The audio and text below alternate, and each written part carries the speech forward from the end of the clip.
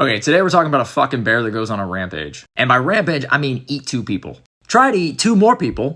Someone tries to tackle him. That shit don't work. Others try to beat the shit out of him with a stick. That clearly doesn't work. And finally, somebody shoots him, and that ends up doing the trick. So without further ado, let's get into this crazy-ass story and get it done in under 3 minutes. So this whole thing takes place in Liard River Hot Springs. That's it. It's pictured right there behind me. And it was on August 14th, 1997. Now, I know it's been 25 years, but it's still crazy as hell. Well, the story starts off with Patty McConnell. She and her 2 kids were driving from Texas to Alaska to start a new life. As you can imagine, it was a pretty tiring trip. Took over a week, and they pulled off to enjoy the hot springs.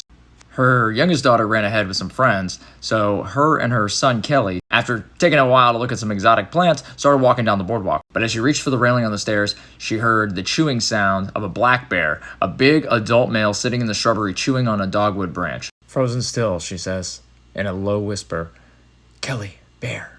Yeah, Kelly just thought she was joking. He says, "Sure, Mom, whatever."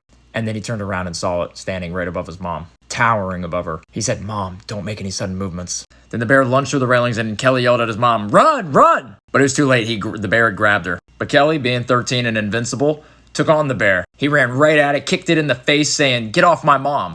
That wasn't working. So he reached for a tree limb and started beating the shit out of the bear with it. The bear swung back with his claw and ripped his shoulder open. The bear went after Kelly and grabbed him by the waist, started slinging him around like a rag doll.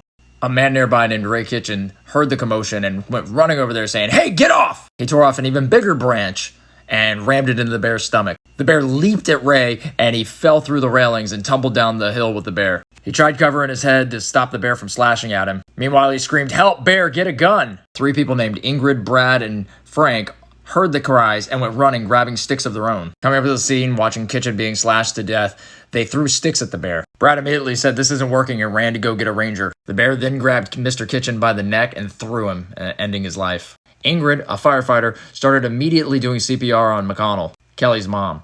Unfortunately, she knew that she was already dead, but she had to try. But all of a sudden, the bear reached its paw up onto the railing again. But Frank wasn't having any of that. He smashed the bear in the nose with his boot. The bear took off running, but he ran towards more people. A 28-year-old named Ari Vandervelden, a research assistant from the University of Calgary, had been soaking up the upper pool when he heard somebody yell, "A bear's coming, run for your life!" Naturally, he slipped, and the bear hooked him right in the back of the thigh.